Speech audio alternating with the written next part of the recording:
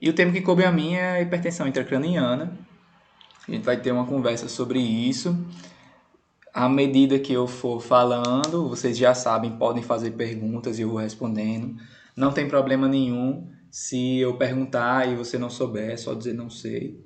E o oposto é verdadeiro, felizmente, né? Vocês podem me fazer perguntas e se eu não souber, eu vou dizer não sei, certo? E assim a gente vai construindo conhecimento. Posso até colocar a resposta das perguntas, das dúvidas que não forem solucionadas logo abaixo, aí todo mundo vê como foi que ficou. Bem, então o que é que a gente tem aqui? Esse crânio pré-histórico, né, neolítico, ele possui uma incisura, ele possui uma lesão. Essa lesão, como vocês podem ver, as bordas estão cicatrizadas. Então, o que a gente pode concluir é que esse ser humano realizou um procedimento cirúrgico na pré-história e sobreviveu e viveu com isso, né? Então, o que será que aconteceu? Que tipo de pensamentos, de indicações cirúrgicas esse paciente deve ter recebido? Esse procedimento a gente vai conhecer como uma craniotomia. Ele foi descrito inclusive por Hipócrates na cidade de Marsella. Hipócrates nunca fez uma craniotomia, mas ele escreveu que na cidade de Marsella as pessoas faziam isso para retirar demônios do seu corpo, para que eles pudessem sair da cabeça e tudo mais. Outros momentos da história isso recebeu interpretações no sentido de cura da loucura, né? Então isso aqui é uma obra famosa de Hieronymus Bohr. Hieronymus Bohr viveu, deixa eu botar outra canetinha, viveu entre o século... não?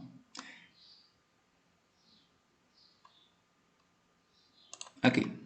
Ele viveu entre o século XV e XVI. Portanto, a gente está no contexto de renascimento, como você pode ver, pelo anticlericalismo. Então, você está vendo um padre segurando uma garrafa de vinho, essa freira que está, digamos, abaixo de um conhecimento que talvez não seja verdadeiro. E esse paciente realizando uma craniectomia e a figura do médico, ou melhor, do físico, né? Representado como um tolo. O processo seria de extrair uma pedra. Essa pedra seria, evidentemente, uma pedra fictícia, segundo a crença de que os loucos eles têm uma pedra dentro da sua cabeça, e se você retirasse essa pedra, você curaria a loucura. Então o que é que todos esses eventos, o que é que todos esses exemplos que eu citei, tanto na pré-história, quanto Hipócrates, quanto aqui na Idade Média, o que é que todos eles têm em comum, além do fato de serem, de representarem, né, uma interpretação mística da realidade? Todos eles falam sobre um procedimento, uma craniotomia, e hoje nós vamos estudar uma das principais indicações da craniotomia, né, na atualidade, que é a hipertensão intracraniana. Certo? Então, o que é que a gente pode trazer de discussão? Nós vamos conversar sobre a patogenia, a fisiopatologia, o diagnóstico e o tratamento. Certo? Então, nós vamos estudar uma coisa chamada doutrina de Monroe Kelly. Vamos entender que essas causas podem ser agrupadas em conjunto segundo os mecanismos causadores da hipertensão intracraniana. Vamos entender também que a fisiopatologia depende da dinâmica do líquor, da interface cérebro-coração e depende também da harmonia neuroanatômica. E quanto ao diagnóstico, vamos ver que tem muito que o clínico pode fazer, então a gente tem que tirar um pouco dessa ideia de que hipertensão intracraniana não vou estudar porque é tema de neurocirurgião, não quero ser neurocirurgião, então não vou estudar isso. Não é bem verdade. Boa parte das medidas são reversíveis segundo o panorama clínico. Então, quais são os exames de imagem e qual é o papel da punção licórica para isso, né? Então, o tratamento vai envolver medidas gerais específicas e a remoção da causa, né? Que medidas são essas? Muita coisa para a gente conversar aqui, né? Então, esse vai ser o nosso roteiro, esse vai ser o mapa que a gente vai seguir para guiar a nossa discussão. O que a gente tem aqui? A gente tem representado o encéfalo. Se vocês não estiverem recordando o que é encéfalo, não tem nadinha, a gente lembra aqui agora. O encéfalo, ele é, por definição, tudo que está dentro do crânio. Então, tudo isso é um encéfalo. Ele é formado, portanto, pelo tronco encefálico, medula, ponte e bulbo, MPB, né? O cerebelo e também pelo cérebro. E o cérebro, ele é dividido em telencéfalo, formado por gírios e sulcos, e pelo diencéfalo, que é essa região central onde você tem o tálamo e o hipotálamo. A doutrina de Monroe Kelly, ela pode ser explicada, né, segundo a analogia. O que é que determina a pressão intracraniana, a pressão dentro do crânio? Quem determina essa pressão é quem está lá dentro. E lá dentro tem 3 coisas. Tem o encéfalo, tem o líquido e tem os vasos sanguíneos. Agora você pode imaginar, aqui segundo essa charge do Le Monde Diplomatique Brasil, você pode imaginar que o crânio ele pode ser comparado a um ônibus. Um ônibus é uma estrutura inelástica, mas avalie que algumas dessas pessoas possam sair e entrar daqui a seu bel prazer. Você concorda que essas pessoas que podem sair ou entrar a seu bel prazer vão servir para uma regulação da pressão aqui no interior? Tem 2 estruturas dessas 3 que vão ter esse livre trânsito, né? E aí, deixa eu só fazer um teste para ver se o microfone de vocês está funcionando. Quais são dessas 3 estruturas as que vocês acreditam que conseguem entrar e sair e dessa forma regular a pressão intracraniana? Por favor. O sangue. Isso, sangue e o líquido também, né? O sangue e o líquido eles conseguem entrar e sair, isso vai servir, portanto, como uma moeda. Você pode ouvir essa expressão. Moeda de troca. Certo? Então, o líquido e a vascularização são as moedas de troca no contexto da pressão intracraniana. Então, o volume ele é determinado pelo volume o volume intracraniano é o volume do encéfalo, mais o volume do líquido, mais o volume sanguíneo. Isso aqui é a doutrina de Monroe Kelly. Se houver uma agressão, um insulto, alguém que não é um convidado e entrou nesse sistema, um tumor, por exemplo, um hematoma, se esse intruso, esse convidado inesperado aparecer, o primeiro a deixar o sistema vai ser o líquido. Certo? O líquido ele é o primeiro a sair para permitir a presença desse agente agressor. Em segundo lugar, deixa eu botar um aqui, número 1. Em segundo lugar é a vascularização. 2. Luan, Oi. quando fala que o líquido vai sair, é aquela questão da reabsorção? É isso mesmo, reabsorção. Ou pode ser sair mesmo? Tipo, a outra parte do corpo, não, né? Quando fala em sair líquido, é porque ele foi reabsorvido. Exatamente. É isso mesmo. Reabsorção. Outra forma de sair é uma forma não natural, uma forma errada, que se acontecer, tem um problema muito grande, é a licorreia. Né? Então, é sair no sentido de ter uma lesão aqui na meninge, isso aí vai ficar extravasando, ou sair pelo nariz ou pelo ouvido. Isso é uma forma errada de sair o líquido. Né? Mas quando eu falo que ele vai sair nesse contexto natural, saudável, é reabsorção. E aí a gente vai estudar o líquido, ver como é que funciona esse processo de reabsorção, onde é que ele é produzido, e essa dinâmica toda vai ter um slide para isso. Aí, como eu estava dizendo... Boa, Marcinho, obrigado. Como eu estava dizendo, a moeda de troca principal é o líquido e a segunda principal é a vascularização, sendo que o venoso ele vai ser o que vai ter maior facilidade de abandonar o sistema, e em terceiro lugar, portanto, você teria o arterial. Pronto, entendida a doutrina de Monroe Kelly, tendo entendido essa analogia, a gente pode já conseguir conversar sobre os mecanismos que vão causar a perturbação na doutrina de Monroe Kelly. Então, isso aqui eu estou descrevendo uma situação de equilíbrio, certo? Normal, as pessoas saudáveis têm isso aqui. E agora eu vou contar as situações em que você tem um agente agressor que vai vir aqui e vai prejudicar esse equilíbrio. Você pode agrupar em 4. Luan, Oi. pode repetir? Primeiro, o segundo é a veia, aí depois que seria o arterial? Isso. Primeiro líquido, segundo veia e eu vou botar 3A. Pronto.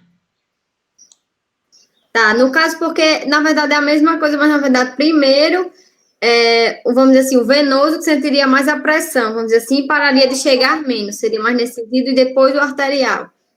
Ele abandona o sistema mais facilmente do que o arterial.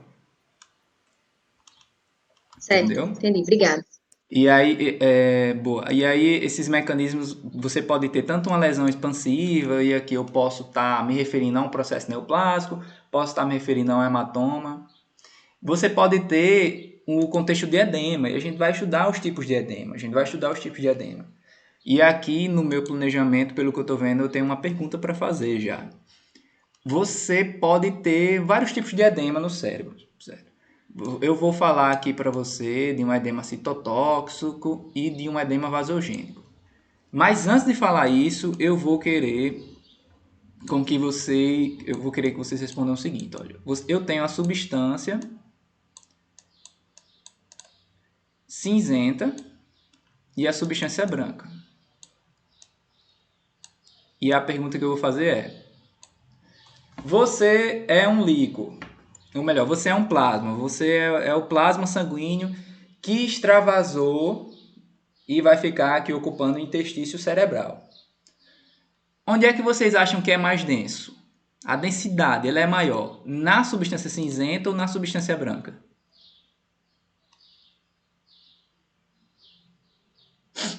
Onde é que vocês acham que a densidade é maior? A população celular. Onde é que a densidade é maior? Na substância cinzenta ou na substância branca? Eu acho que na cinzenta, que é onde tem os corpos neuronais, né? Uhum, E a substância branca é formada por axônios, fibras nervosas. Então, Hélida, você é um plasma que extravasou. Você vai preferir ficar na substância cinzenta ou na substância branca? Eu creio que na branca porque é menos denso. Verdade. Então, se ocorrer um edema produzido por uma disfunção da vasculação, de uma disfunção vascular, uma disfunção da barreira hematoencefálica, e esse sangue, o plasma, de certa forma, vazar. Esse plasma vazar, você vai ter um edema chamado edema vasogênico, que vai acompanhar as interdigitações da substância branca. Certo? Então, ele seria assim. Fiquem imaginando como é que seria um edema vasogênico, porque quando eu mostrar a imagem, eu vou mostrar as duas imagens e vou dizer qual é o vasogênico e qual é o citotóxico. Aí vocês me dizem, certo? Então vamos lá. Sim, e há uma obstrução licórica, a gente vai estudar, vai ter uma dinâmica. O líquido é produzido no lugar, circula por todo o sistema nervoso central e depois ele é reabsorvido em outro lugar. E aí, se eu tiver um obstáculo a esse fluxo, a esse caminho que o líquido faz, vai represar, vai formar uma represa e esse líquido vai se acumular, vai aumentar a pressão intracraniana. Então, obstrução licórica é um outro mecanismo um mecanismo causador de hipertensão intracraniana. E outro é o engurgitamento vascular, e aí eu vou trazer o conceito de vasoplegia, e uma palavra em inglês que também aparece, que é o brain vasoplegia, brain swelling. Eu vou trazer isso quando chegar um momento específico. O engurgitamento vascular. Então, do ponto de vista vascular, né, ele é uma das coisas que está lá dentro. Se ele engurgitar, se ele inchar, vai aumentar a pressão intracraniana também. Aí vamos prosseguir. Essa figura ela é, de certa forma, poética, né? O que a gente tem aqui? Imagine que essa barra negra, essa barra preta, ela é o crânio, certo? Uma estrutura inelástica. Isso aqui não vai aumentar, vai manter constante. Em todas as situações, esse quadrado preto é do mesmo tamanho. Eu represento o crânio. Isso aqui em cinza é o parênquima encefálico, é um encéfalo. É isso aqui em cinza, é um encéfalo. Essa barra representa a vascularização, são os vasos sanguíneos. E esse trapézio vai ser os ventrículos, né, por onde está circulando o líquido. Então, esse A é o que está normal. Está até um N bem grandão aqui para a gente sempre comparar com ele. Nessa condição aqui, representada por B, você tem um processo expansivo, que é esse carinha aqui. Um tumor, um hematoma. Esse processo expansivo apareceu.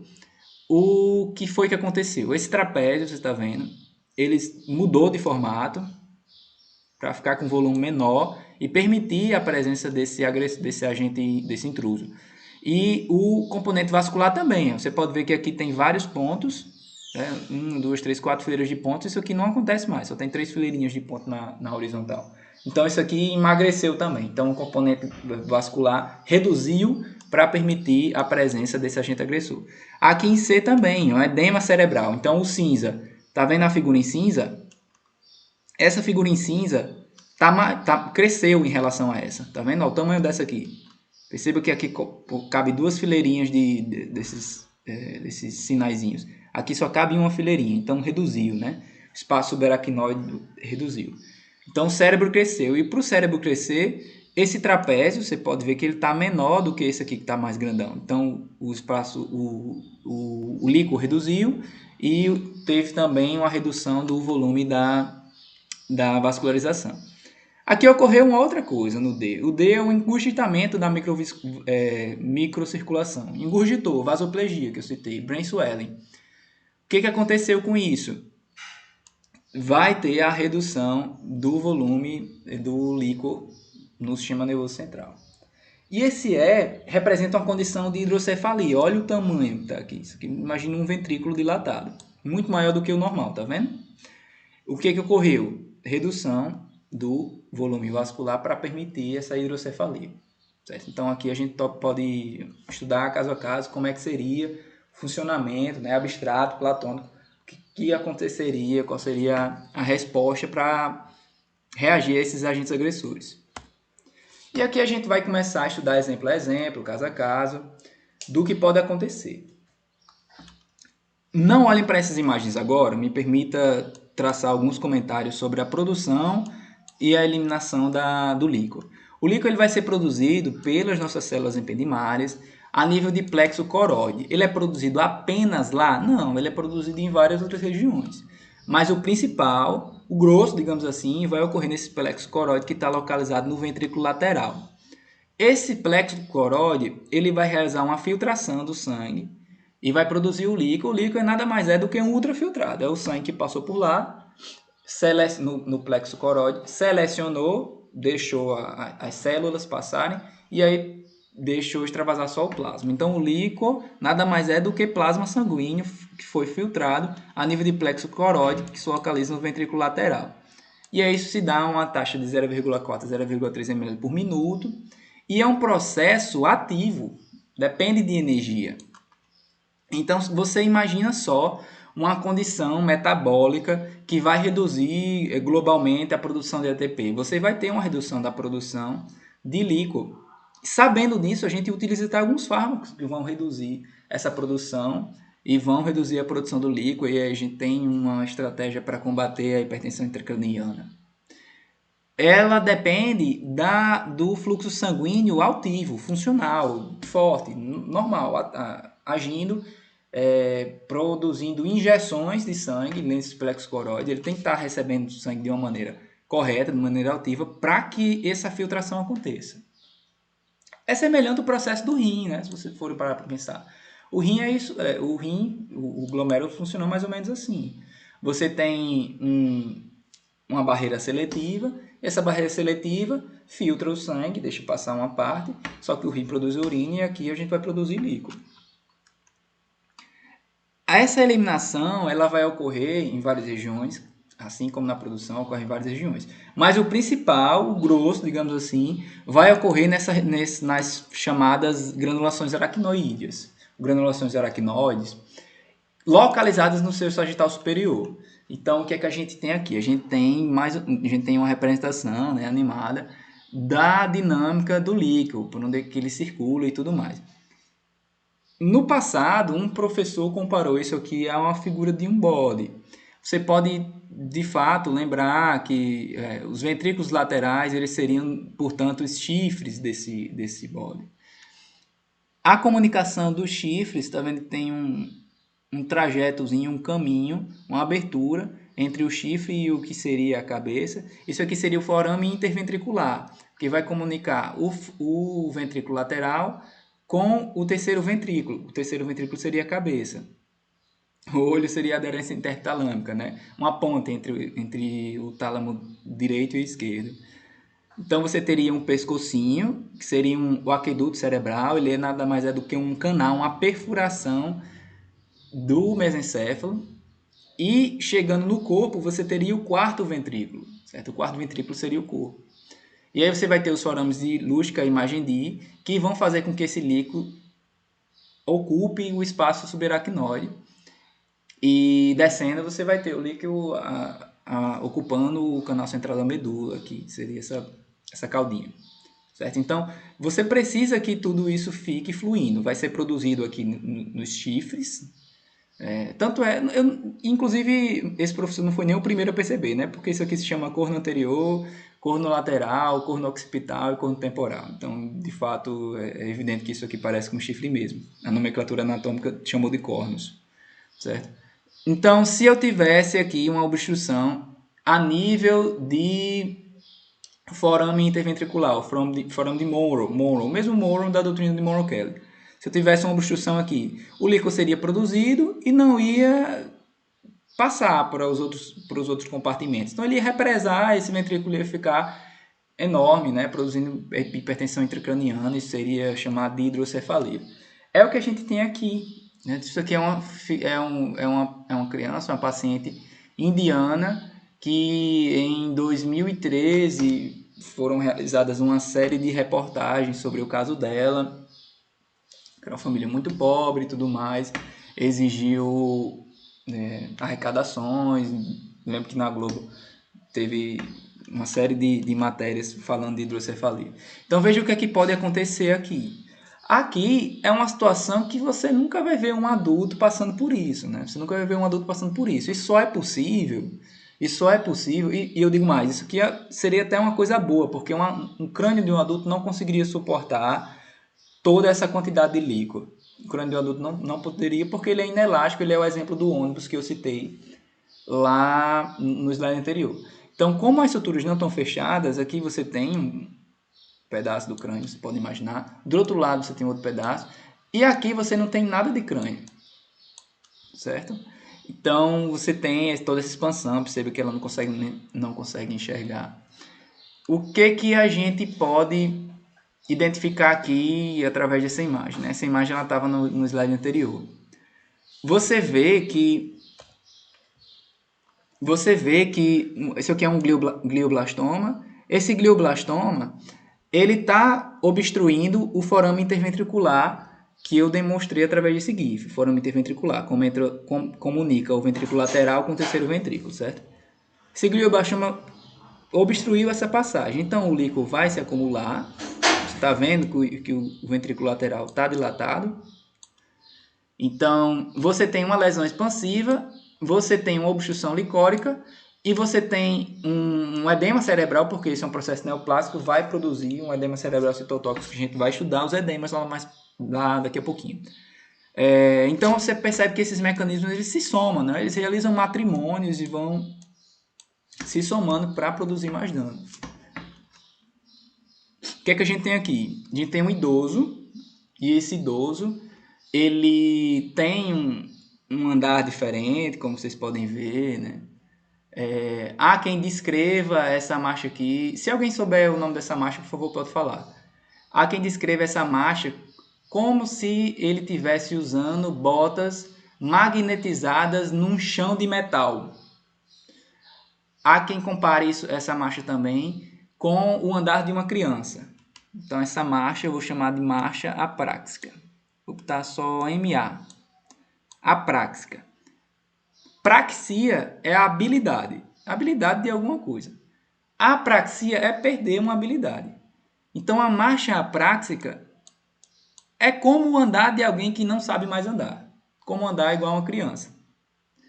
Então, você pode perceber, né? Você pega na mão e o paciente quase não levanta o pé, como se estivesse magnetizado, igual uma criança aprendendo a andar. Esse paciente aqui, ele também tem incontinência urinária. Eu vou botar IC. Incontinência urinária. E ele também tem demência. Por que eu trouxe esse paciente para a discussão logo no início da apresentação de fisiopatologia? Por que eu trouxe esse paciente? Por quê? Ele tem uma alteração de marcha, então algumas pessoas vão fazer diagnóstico de Parkinson de maneira enganada nesse idoso. Esse idoso tem incontinência urinária, que é uma coisa comum também, é provável que não se dê atenção. E ele tem demência, então vamos dizer que é Alzheimer. Essa tríade, ela é uma tríade muito importante que está presente em até 50% dos pacientes que possuem um problema que envolve líquido. Alguém sabe dizer que problema seria esse? Que problema que a gente tem essa tríade? O moderador da reunião pode coletar e dizer, não, não sabe, né? Não sei, eu pensaria em demência mesmo, porque eu acharia que a incontinência urinária é da demência e que a mastro seria um tipo de Parkinson, alguma coisa também. Alguma Boa. coisa nesse mundo aí. Não pensaria em nada ligado ao líquor, não. Tá bom. Essa doença, a doença que possui essa síndrome, essa tríade, é a HPN. HPN, né, que é a hidrocefalia com pressão normal. Então é até um contrassenso eu trazer essa doença para cá, já que a gente não está vendo pressão normal, a gente está vendo pressão aumentada. Mas eu quis trazer mesmo assim porque envolve hidrocefalia e é um diagnóstico diferencial que é uma demência reversível. Então, não diagnosticar isso é deixar esse paciente com ventrículo dilatado, prejudicando condução nervosa, gerando morte neuronal, numa condição reversível de demência, né? Então, vale a pena trazer sempre. Olha o que a gente tem aqui. Seria o nosso paciente, né? Então, aqui, ventrículo lateral normalzinho. E agora imagina, aqui ó, esse pretinho seria o plexo coroide, certo? Onde o líquido é produzido. Imagine se eu tivesse uma obstrução aqui, no forame interventricular ou forame de Monro. O ventrículo ia dilatar. Então olha como está mais gordinho aqui. Está mais inchado, está maior, está dilatado. Ok? O que é que a gente pode trazer também sobre a discussão de fisiopatologia? Não olhe para cá não, permita que eu faça alguns comentários sobre o que é FSC, PPC, sobre essas formulazinhas aqui que são importantes assim, para a terapêutica. O fluxo sanguíneo cerebral, evidentemente, não tem para que prolongar muito aqui, ele é o que vai permitir o metabolismo, né? Ele vai levar nutrientes e oxigênio aos neurônios, vai permitir que essas células vivam. Mas isso é dependente da existência de uma pressão de perfusão. E essa pressão de perfusão cerebral, a PPC, ela depende da pressão arterial. Repito, né? Voltando naquela comparação do plexo coroide, comparando com o glomérulo do rim. Depende do sangue, da pressão sanguínea, depende do coração batendo, para dar essas injeções que fazem com que o sangue seja filtrado e aí você produza líquido. Então depende da pressão arterial média, vai calcular através de uma fórmula, e depende também da pressão intracraniana. Então, a pressão de perfusão cerebral, ela é a PAN menos a PIC, ou seja, tem alguém que trabalha a favor e alguém que trabalha contra, né? Quem trabalha a favor é a pressão arterial média e quem trabalha contra é a pressão intracraniana. Agora avalie o seguinte, imagine só essa pressão intracraniana ficando cada vez mais elevada. Minuendo, subtraindo, se eu aumento subtraindo, a pressão de perfusão cerebral vai reduzir, então eu não vou ter fluxo sanguíneo cerebral, e aí a gente vai conduzir para uma situação de redução do nível de consciência, com uma morte. A PAN, lembre, ela é calculada como 1/3 da pressão arterial sistólica e 1/3 da pressão arterial diastólica. Isso aqui a gente consegue aferir na pressão normal. Então, através do método normal de aferição de pressão arterial, a gente consegue ter uma noção de como isso vai se localizar no paciente. Isso aqui eu trouxe como sendo, né, uma discussão sobre a interface cérebro-coração. Então, eu tenho aqui o fluxo sanguíneo e eu tenho a pressão arterial média, né, o cérebro e o coração. Como é que eles se localizam num gráfico? Vejam bem, se a PAN estiver entre 150 e 160, alguns autores botam outro número aqui, como 150, por exemplo. Né? Mas por volta de 160, ocorre um fenômeno chamado autorregulação. Então, a autorregulação, ela consegue deixar o fluxo sanguíneo cerebral normal, tranquilo aqui, entre essas faixas. Mas ocorre um problema chamado vasoplegia, que eu disse que ia trazer para vocês, né? Que é o brain, eu não vou escrever brain, é cérebro, swelling.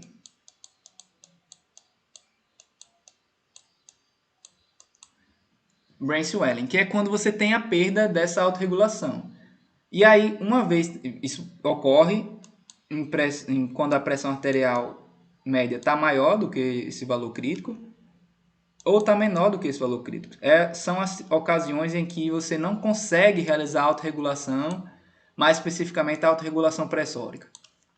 Então você tem o brain swelling, o engurgitamento, o inchaço cerebral. Esses vasos ficam frouxos, ficam dilatados, e essa dilatação vai gerar edema, né, vai extravasar e tudo mais. A autorregulação, ela é um conceito que pode ser entendido do ponto de vista pressórico, que foi o que a gente acabou de dizer, né? Que quando você não tem mais autorregulação, isso aqui lembra função do primeiro grau. Quando não tem autorregulação, então o fluxo sanguíneo cerebral vai ser uma dependente, né? Diretamente proporcional da PAN. Não tem o processo de regulação direitinho ocorrendo, né? Que mantém constante. Se eu tiver na condição de vasoplegia, vai produzir o brain swelling e você não tem como... o fluxo sanguíneo cerebral é uma dependente direta da pressão arterial média. Mas existe também a autorregulação metabólica. Essa autorregulação metabólica, ela vai depender do pH, vai depender da concentração do CO2. Então, eu vou trazer aqui para vocês o seguinte, ó, se eu tiver muito CO2, ou se eu tiver pH baixo, isso aqui vai produzir, vou botar D, vai produzir vasodilatação. O oposto é verdadeiro. Se eu tiver pouco CO2 no meu tecido cerebral, ou se eu tiver um pH alto, vai produzir vasodilatação. Isso aqui vai ser importante do ponto de vista de farmacologia, que a gente vai estudar mais à frente. Então, aqui refletindo sobre o edema cerebral, né, a gente já até conversou, vou dizer que existem 2 tipos principais, mas não são os únicos. Você não olhe para cá, olhe só para a minha fala, por favor. Em condições normais, 75% do volume do encéfalo é água. Estou me referindo tanto ao intra quanto ao extracelular.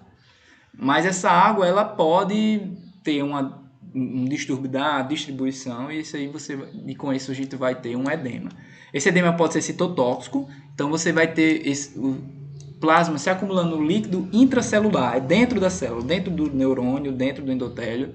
Isso vai prejudicar, vai produzir um aumento da permeabilidade da membrana. Então, quando você tem esse aumento da permeabilidade da membrana, a célula vai ficar entumecida e isso vai denominar um edema citotóxico. O edema vasogênico é um aumento da permeabilidade da barreira hematoencefálica.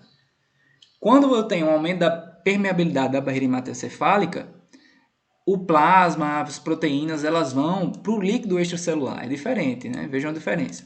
Vão para o líquido extracelular. E foi o que ela falou, né? Vai ficar onde predominantemente? Na substância branca. Quando eu apertar próximo, vai ser 2 exames de neuroimagem. E vocês me dizem qual que é o citotóxico, qual que é o vasogênico. Vocês vão me dizer, eu não vou falar não. Existe ainda o edema hidrostático e o edema intersticial. Esse edema hidrostático seria o exemplo do paciente que está com hidrocefalia, o ventrículo extremamente dilatado, vai haver uma transdução transependimária, então o líquor vai vazar para o tecido ao redor do ventrículo, em situação periventricular. O edema intersticial, ele ocorre mediante situações semelhantes, né? Então é o edema que vai ser localizado por um AVC, por exemplo. O edema vai se localizar mais especificamente no interstício. Então a gente tem um ciclo. Esse ciclo vai começar com edema cerebral. O edema cerebral aumenta a pressão intracraniana. Isso reduz o fluxo sanguíneo cerebral, que causa hipóxia, que causa edema cerebral. Então o edema cerebral ele se situa dentro de um ciclo de amplificação, de retroalimentação. Olha o que é que a gente tem aqui. Atenção! Todos os outros vasos do organismo, eles possuem a capacidade de permitir que o plasma passe no espaço entre as células endoteliais. Mas no cérebro é tudo diferente. Essas células endoteliais elas estão firmemente unidas de tal modo que o que conseguir deixar o espaço intravascular para o espaço extravascular vai ocorrer mediante a ação de tight junctions, certo? Então, eu tenho tight junctions, junções apertadas, são elas que vão permitir essa passagem. Portanto, é um processo ativo, depende de energia, é um processo seletivo, selecionado, vai depender dos astrócitos e seus pés vasculares. No edema vasogênico, que é esse segundo exemplo aqui, você tem uma perturbação desse princípio. Eu estou descrevendo aqui o que é a barreira hematoencefálica, que é o normal, a barreira hematoencefálica. Você entendeu? Barreira hematoencefálica. Depende de tight junctions e depende de astrócitos. No edema vasogênico, isso tudo está prejudicado. A barreira hematoencefálica está prejudicada. Então, você pode ouvir o termo quebra. Está aqui. Quebra da barreira hematoencefálica. Adivinha o que é que causa? Inflamação. Essa inflamação pode ser causada por um processo desmielinizante, pode ser causado por um processo infeccioso, pode ser causado por uma hipóxia, pode ser causado por um traumatismo, pode ser causado por um processo neoplásico. Então, tudo isso quebra a barreira hematoencefálica. Esse conceito é importante do ponto de vista de diagnóstico. Esses processos que eu acabei de citar são processos que quebram a barreira hematoencefálica, processos infecciosos e suas causas, né? Infecção, neoplasia, desmielinização. Esses processos, eles captam contraste. Então, quando eu for falar de contraste, TC com contraste, sem contraste, qualquer indicação para um, qualquer indicação para outro, é a suspeita. Se você está suspeitando, tem uma dessas patologias que eu citei, que provocam a quebra da barreira hematoencefálica, então você pede com contraste, porque isso ilumina que é uma beleza. Então você vai ter esse escape, e isso aí vai se localizar predominantemente na substância branca. Você vai conseguir ver na imagem que eu vou mostrar, o próximo slide. O edema citotóxico, olha o que aconteceu.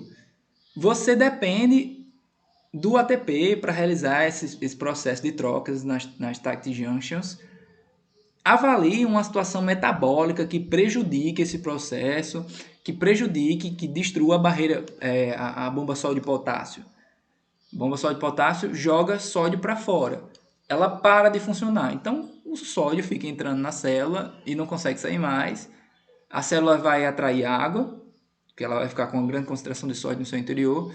Então, elas ficarão todas engurgitadas, tanto o endotélio, quanto o próprio neurônio, quanto o próprio astrócito, vai ficar tudo engurgitado. Isso aqui é o edema citotóxico. Vai respeitar aquela ideia de que o edema vai ficar mais na substância cinzenta ou na substância branca? Não, de forma alguma. Está agredindo o corpo do neurônio, então ele vai se localizar tanto na substância branca quanto na substância cinzenta também, a mielina, os vasos. Não vai ter esse respeito, né? Essa delimitação entre branco e cinzento. E aqui eu vou abrir para vocês. E aí, quem quer? Qual que é o edema vasogênico? Qual que é o edema citotóxico? Como é que a gente faz? 1 é vasogênico, 2 é citotóxico. Né? Você quer ver? Esse aqui seria o edema citotóxico. Não respeitou a separação substância cinzenta e substância branca. E aqui respeitou. Interdigitações. Isso aqui deve ter sido causado por um AVC de artéria cerebral média. É um exemplo grandioso de edema citotóxico. Né? Que acabou o suprimento sanguíneo aqui, então não tem mais como fazer aquela dinâmica de ATP, sódio e potássio. Aquela bomba não vai funcionar mais. Então as células ficarão todas engurgitadas. Não tem muito a ver com quebra da barreira hematocefálica. Muito embora entenda, eu coloquei esse primeiro e esse segundo. Por quê? Porque esse evolui para esse, né? Então, como eu vou ter um prejuízo das membranas celulares, eu vou prejudicar também a barreira hematocefálica logo em seguida. Então, um evolui para o outro. E aqui, como é que a gente faz? Qual é o citotóxico? Qual é o vasogênico?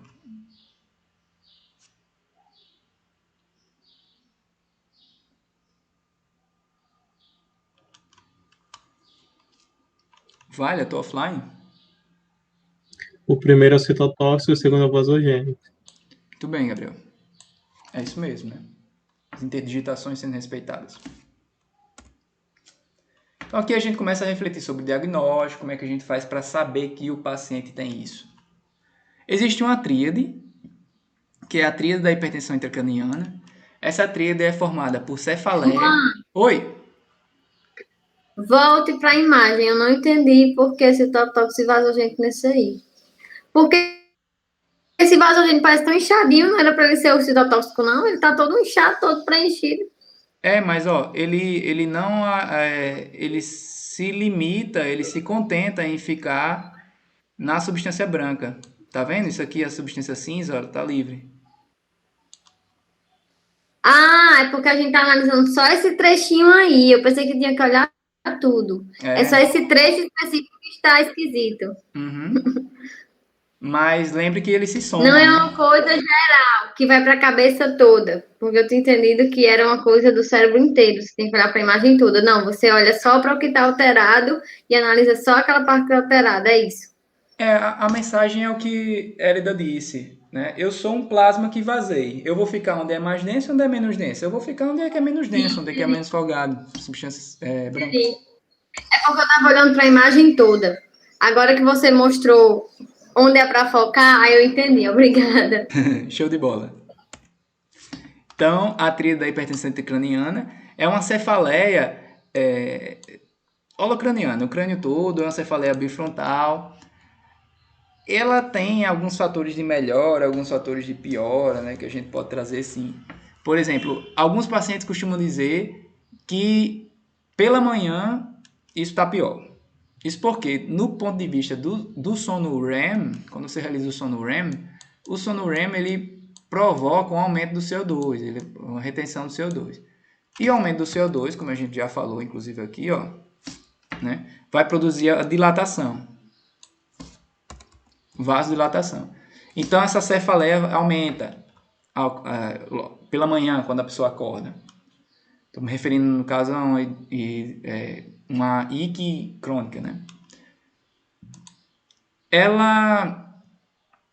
O papiledema, como você pode ver aqui, edema de papila, isso aqui é a fundoscopia, é o fundo do olho, a retina do paciente.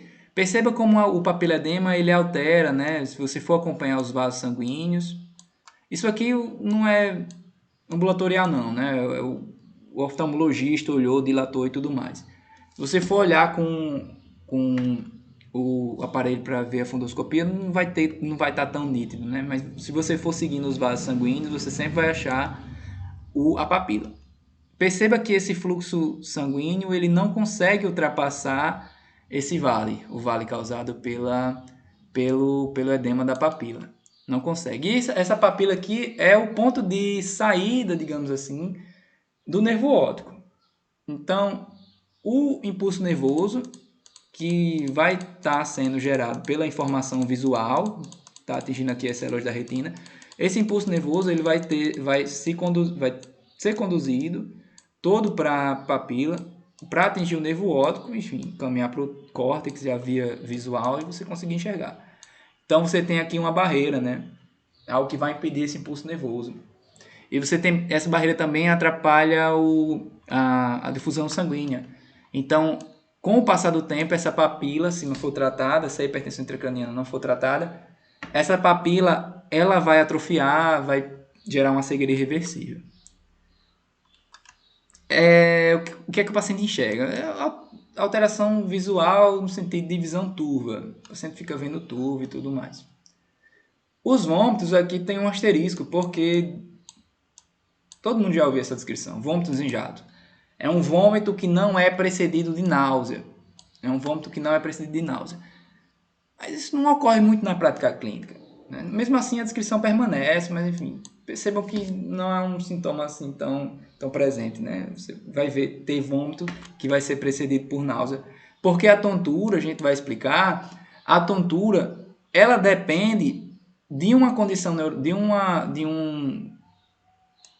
uma estrutura neurológica que está localizada no assoalho do quarto ventrículo, chamada área pós-trema. tem esse AP aí, tá vendo? Área pós-trema.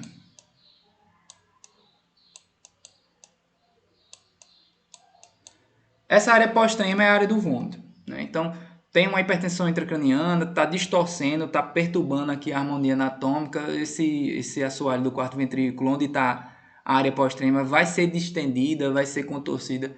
Isso vai ser o responsável pela tontura, né? Isso aqui é importante, né? Um enjoo, a tontura. Tontura talvez também pode ocorrer devido à inflamação do sistema vestibular e tudo mais.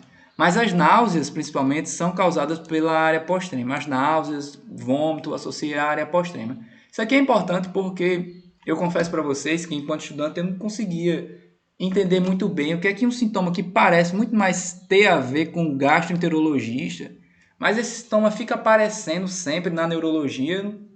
A explicação é essa. Vômito, náusea, desrespeito à área pós-trema, né, ao assoalho do quarto ventrículo. Diplopia, os pares cranianos que a gente começa a pensar aí. Aliás, qual é o par craniano, assim, que na opinião de vocês vai ser o primeiro a se alterar? Então, eu sou um par craniano, qualquer pressãozinha intracraniana que aumenta aqui, eu já me altero. Quem sou eu? Que par craniano é esse? Lembrando que pode dizer não sei, né? É totalmente permitido. Tem um gesto bonito.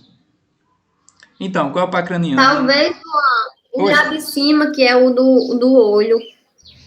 Qual? Estão ali em cima no começo. Diga o Eu não número. sei o número, não. Fabiano tá chutando aqui abducente. Abducente, o 6? É ele que falou. Era o que eu queria citar mesmo, é esse. O abducente, ele vai ser um dos responsáveis aqui pela diplopia, certo?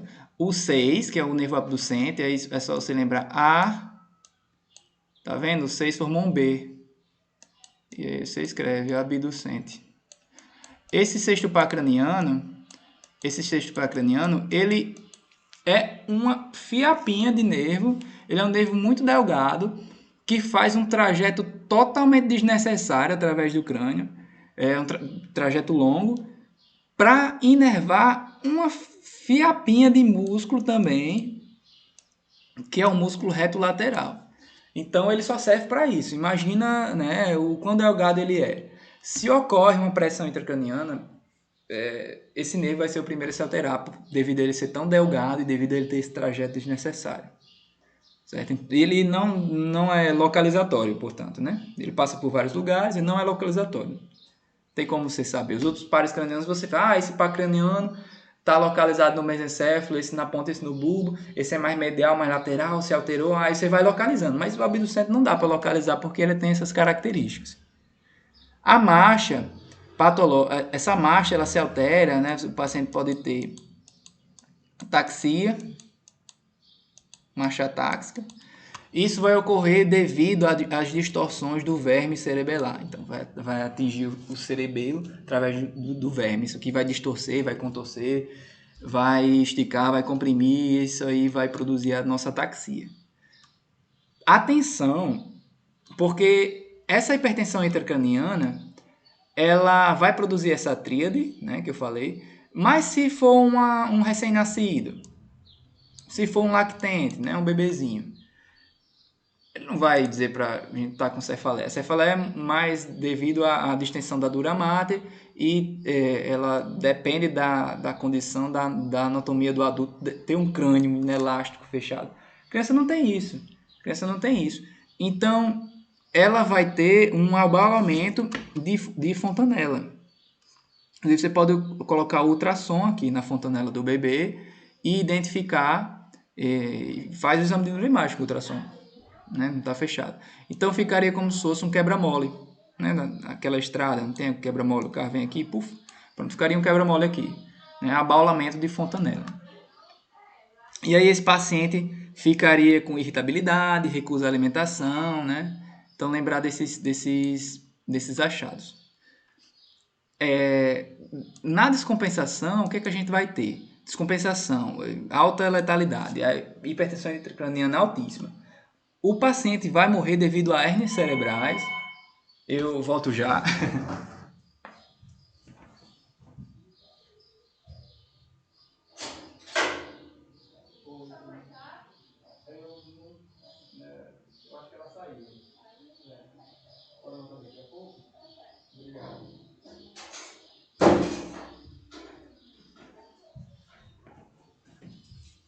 Olá, voltei, desculpa.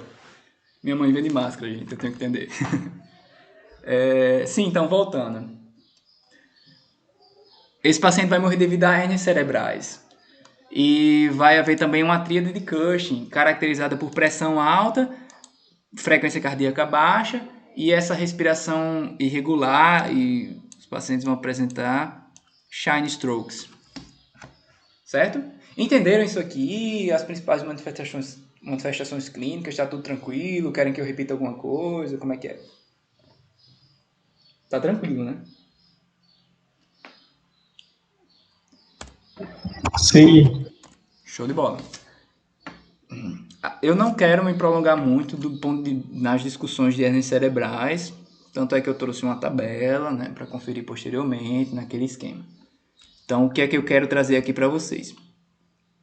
A hérnia que se relaciona com a foice cerebral. A foice cerebral, ela para num dado momento, de tal forma, ela não se aprofunda totalmente, né? De tal forma que você tem aqui o corpo caloso. O corpo caloso é formado por axônios, que vão do hemisfério direito para o hemisfério esquerdo e do hemisfério esquerdo para o hemisfério direito. É esse cruzamento. O que ocorre? A foice cerebral ela não encosta no corpo caloso. Tem um espacinho lá. E esse espacinho é suficiente para que uma lesão parietal, ela produza esse deslocamento, uma hérnia. A hérnia é uma coisa que saiu do lugar, né? Por baixo da borda livre da foice do cérebro.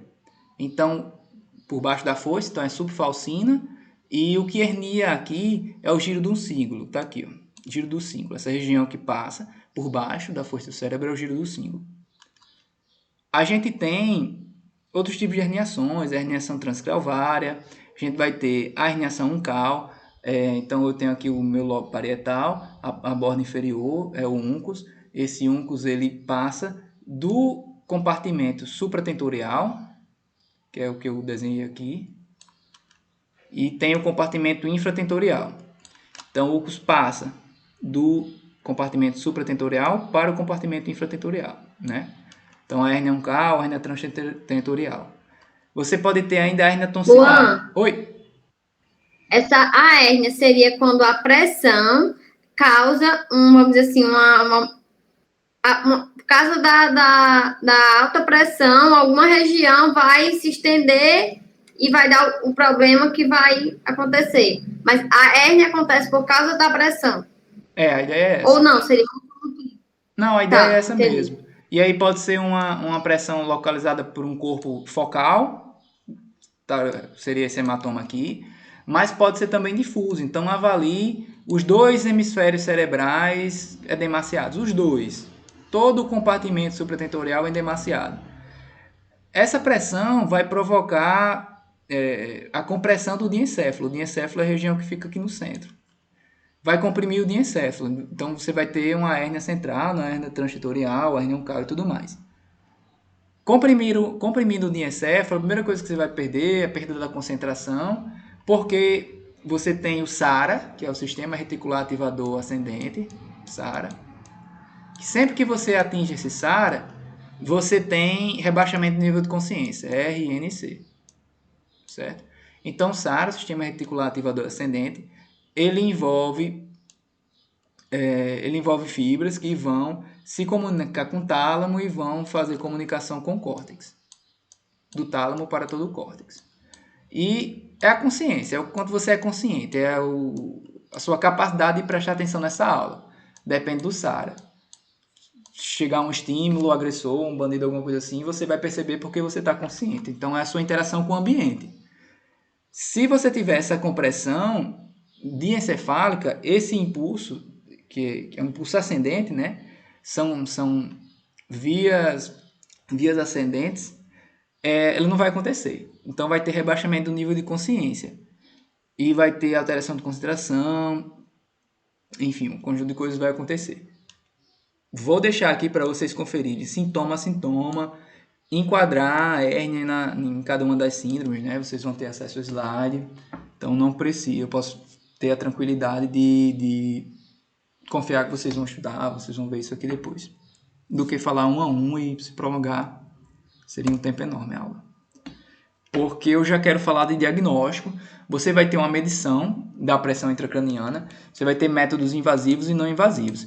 E aqui é a definição. Atenção, por favor, atenção. Atenção, isso aqui é uma coisa importante. Eu estou dizendo o que é IC. Hipertensão intracraniana, a gente discutiu sobre o que é patogenia, fisiologia, achados clínicos, hernias e tudo mais, mas até agora eu não disse o que é. É uma pressão intracraniana alta, mas alta quanto? Alta maior do que 20 milímetros de mercúrio. Essa medição, ela não vai ser feita em todos os pacientes, porque para você ter esse valor é um procedimento invasivo, né? Você vai ter que colocar um transdutor no ventrículo, no espaço subaracnoide, em alguma região, que vai te dar esse valor, né? Então, você vai fazer isso com casos selecionados. De 20 a 40 é uma hipertensão intracraniana moderada e acima de 40 é uma hipertensão intracraniana muito grave. A radiografia, o raio-x, ele é válido também no ponto de vista de neuroimagem. A gente tem essa impressão de que neuroimagem é TC e ressonância, mas não, o raio-x ele tem o seu valor. Ele tem o seu valor. Então, o que é que a gente tem aqui? Olha só o tamanho do crânio dessa pessoa. Agora, compare com o tamanho da célula túrcica. Está muito aumentado. Isso ocorre, né? Então é o que eu coloquei aqui, desmineralizações. Hipertensão intracraniana crônica vai gerar desmineralizações e a célula túrcica, né, que é um ossozinho delicado, vai se desmineralizar e no raio-x você consegue perceber isso. Você vai ver as suturas, no caso de crianças, você vai ver fraturas. Está valendo um TCE, por exemplo, e está com recursos limitados. A TC, ela é o exame ideal para hipertensão intracraniana aguda, em que você vai enxergar, você não vai ter como saber o valor da hipertensão intracraniana, você não vai saber isso, mas você vai encontrar sinais indiretos de avaliar essa hipertensão. Olha aqui essa TC, olha essa TC. Um sinal indireto que eu coloquei aqui, vou botar aqui DLM, desvio de linha média. Olhando a foice cerebral, está vendo que ela deveria fazer uma reta e ela não faz. Certo? Então, isso aqui é o desvio de linha média. É olhando para a foice cerebral. Outro sinal indireto, está tendo alteração da pressão intracraniana, são os ventrículos. E aqui tem as duas alterações que eu queria. Um é colabamento. Aqui deveria ter um dos ventrículos laterais, não tem. Colabou, fechou totalmente. Então, alguma massa foi lá, reagiu e fechou esse ventrículo lateral. Outra coisa que também pode acontecer é o dilatamento de ventrículo. Então, se a pessoa tiver uma hidrocefalia, você consegue perceber o ventrículozão aumentado, certo? Então, você consegue ter sinais indiretos de pressão intracraniana, às vezes até vai te dar diagnóstico etiológico. Claro que a clínica, ela dá esse diagnóstico topográfico etiológico na maior parte das vezes. Isso aqui é só para confirmar ou descartar. Vocês sabem disso, né? O contraste. Eu falei quando estava falando de edema.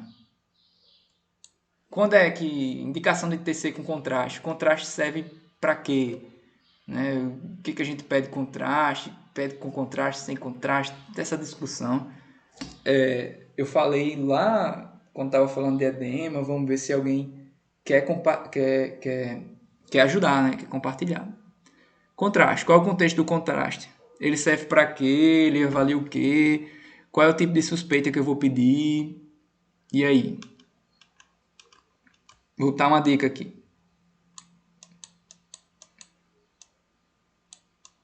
Quem quer ajudar?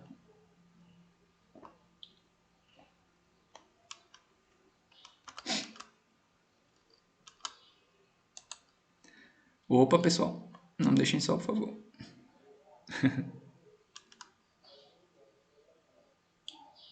Tudo bem, eu vou dar esse crédito. Eu sei que o contraste ele é usado para facilitar a visualização, acho que da vasculação, dessa parte, mas assim, eu não entendo direito quais são as indicações, né, do uso dele. Eu só sei que ele facilita a visualização, assim. Você falou que no edema vasogênico ele ajudar porque estava saindo líquido pela barreira hematocefálica, né? Então, não sei qual é a indicação também, como ela falou, mas deve ter alguma coisa a ver com isso. Não, mas é por aí, então vocês estão certos demais. É quando você tem essa quebra que eu falei da barreira hematoencefálica E aí, que é inflamação. Só que inflamação pode ser infecção, neoplasia, desmielinização, né? Então, é quando tem essa quebra da barreira hematocefálica, parece isso ocorre nas etiologias que eu citei. A ideia é essa mesmo, muito bem. E a ressonância, ela vai dar um número maior de detalhes. E aí outro pensamento, então se a ressonância dá mais detalhes, por que eu não peço ressonância para tudo e pronto? Primeiro porque ela tem um alto custo e você não vai poder usar ela para pacientes graves. Paciente grave, avalie só. Ele está em série de catéteres, fazendo monitoração. Como é que você vai tirar esse paciente, todo esse suporte e colocar dentro de uma máquina? Ele vai passar uns 20 minutos lá dentro. Tudo bem, você vai ter uma imagem perfeita, mas aí o paciente morreu, né, no processo. Então, não, você não vai usar para casos graves, é incompatível com casos graves. A ATC, por sua vez, é totalmente compatível na situação que eu acabei de descrever. Né? É feito em 5 minutos e você não precisa desaparatar todo o paciente para fazer. Ok? E um dos últimos slides, se não me engano, deixa eu ver aqui. É o último slide. Então, o tratamento ele consiste na remoção da causa. Então, tem um hematoma, é fazer uma craniectomia e retirar aquele hematoma. Eu tenho um câncer, então uma neoplasia, fazer cirurgia para retirar o tumor. Então, a remoção da causa, principalmente. Principalmente não em primeiro plano. Em primeiro plano, a remoção da causa é em segundo plano. Em primeiro plano, é o que a gente vai chamar de medidas gerais e medidas específicas. Tudo clínico. Vejam só, então o neurocirurgião ele tá lá, ele é um serviço terciário, ele vai estar no fim da linha de tratamento. Tudo isso aqui é o clínico fazendo. Uma elevação da cabeceira, né? As pessoas colocam 30 graus, outros colocam outros valores, 30 graus. Então você eleva a cabeceira, você facilita o retorno venoso e, em outras palavras, você faz com que o sangue saia do cérebro se você ficar em pé ou deitado, né? Então você eleva a cabeceira para você favorecer a saída do sangue, retorno venoso. Atenção que isso tem que ser bem feito, né? Então o pescoço do paciente não pode ficar assim, se fosse um travesseiro aqui. Não vai dar certo porque isso vai gerar uma compressão da jugular e vai tentar corrigir uma coisa, prejudica ela, né? Prejudica o retorno venoso. Então você não pode ter flexão do pescoço, rotação do pescoço. Então tem que ser a cabeceira como um todo elevada aqui, ó. A cabeceira inteira, não é só o travesseiro. A desobstrução de vias aéreas. Aqui a gente conversou uma série de situações de rebaixamento de nível de consciência.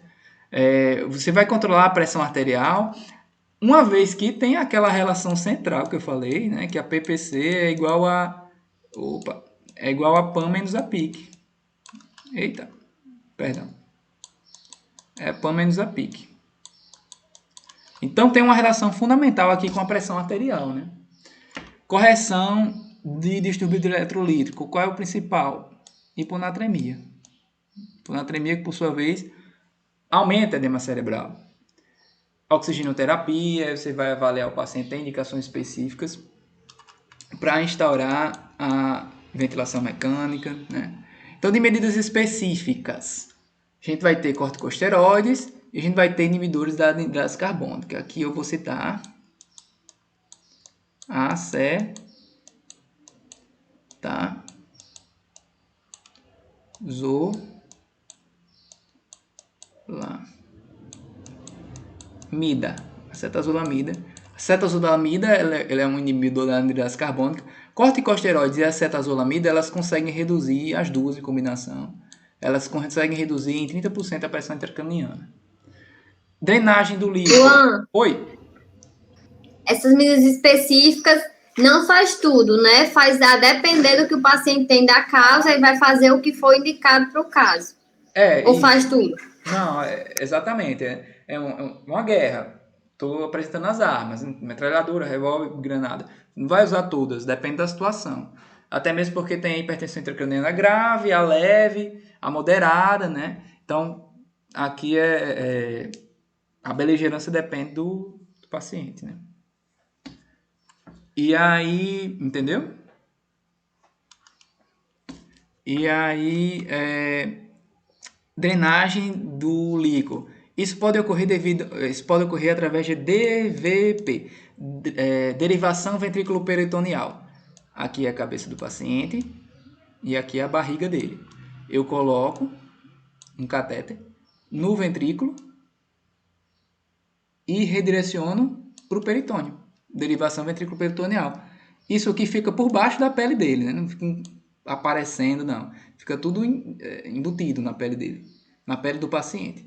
E o paciente vai embora, ele vive com isso, certo? E você tem ainda DVE, derivação ventricular externa. Aí aqui o paciente você não vai ver uma pessoa andando na rua com isso, não.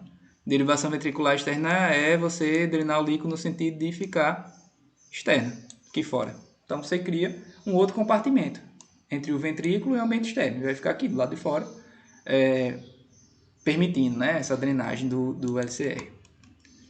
A hiperventilação, interessante isso aqui. Isso aqui é aquela discussão que a gente teve sobre a patogenia. A patogenia explica todo o tratamento. Se eu hiperventilar, eu reduzo a pressão arterial do CO2. Isso vai gerar o quê? Uma alcalose.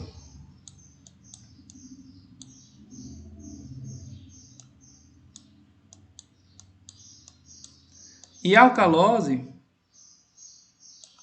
né? Tá aqui. Ó. Epa, tá aqui, ó. CO2 alto, pH baixo, dilatação. E eu disse, o contrário é verdadeiro. Então, CO2 baixo ou pH alto vai produzir vasoconstricção, certo? Então, hiperventilar vai hiperventilar aumenta o pH, gera alcalose, e a alcalose gera vasoconstrição.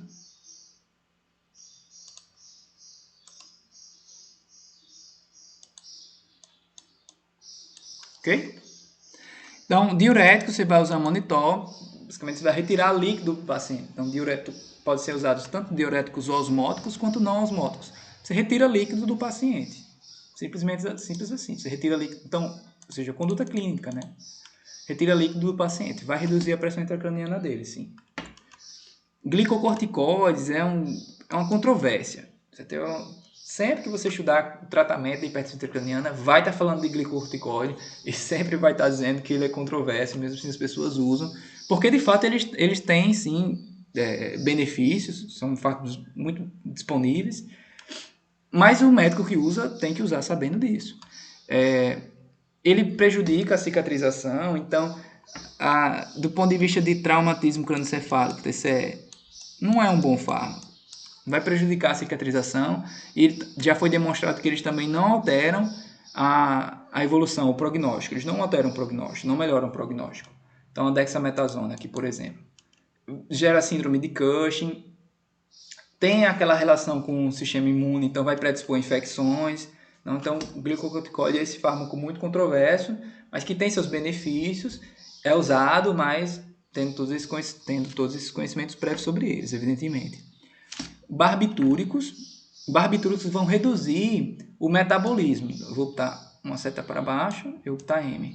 Vão reduzir o metabolismo. Isso é bom no contexto da autorregulação, né?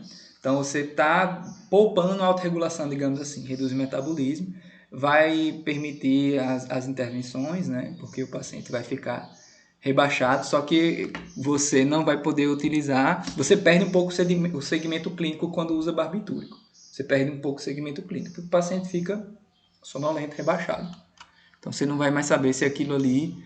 então você vai ter esse benefício, mas vai ter um prejuízo no acompanhamento da evolução.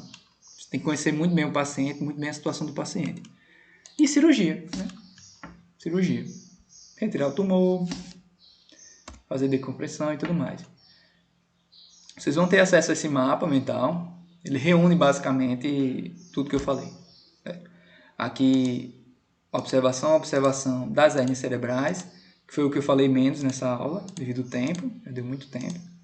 Certo? Então, tem todas as medidas aqui explicadinhas, tratamento e tudo mais, certo? Vocês podem ver isso depois. Ok? Muito obrigado, pessoal. Vocês participaram, eu agradeço bastante. É sempre bom quando vocês participam. E eu agradeço bastante. A gente se encontra na próxima para conversar sobre outro assunto. E nesse caso vai ser vocês Juan, ensinando e eu aprendendo. Oi!